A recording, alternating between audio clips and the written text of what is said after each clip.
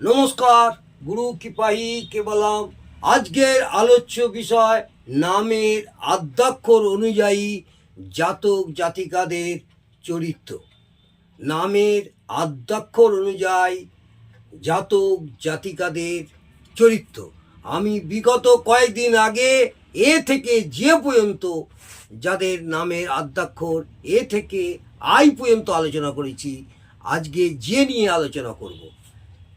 এ থেকে আই পর্যন্ত আলোচনা করেছি, আজকে যাদের নামের আদ্যাক্ষর যে, সেই সব জাতক জাতিকাদের চরিত্র নিয়ে বলবো। সেই সব জাতক জাতিকাদের নামের আদ্যাক্ষর যদি যে হয় তাদের চরিত্র কেমন হয়।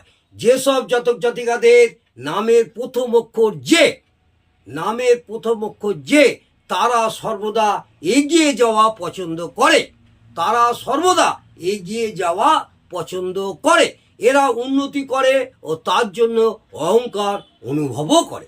এরা উন্নতি করে, কিন্তু এই উন্নতি করার মূলে তাদের একটা অহংকার বোধও থাকবে, এবং অহংকার করে, এবং অহংকারের মানসিকতাও থাকে। বিষয়ে এবং বিভিন্ন বিষয়ে পারদর্শী হয়।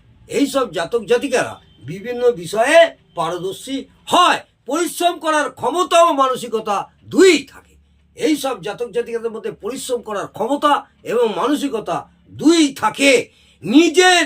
নিজের দল ও বিপরীত দল, নিজের দল ও বিপরীত দল দুপক্ষ নিয়ে বিবেচনা করে কাজ করে।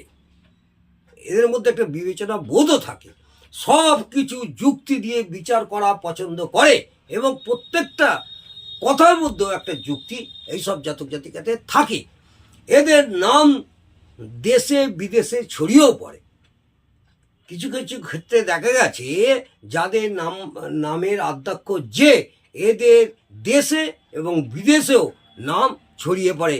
আজকে এই পর্যন্ত যাদের নামের আদ্যাক্ষর যে, তাদের সম্পর্কে বললাম। যেসব জাতক জাতিকাদের নামের আদ্যাক্ষর, তাদের কী ধরনের চরিত্র হয় সেই নিয়ে বিস্তারিত আলোচনা করলাম।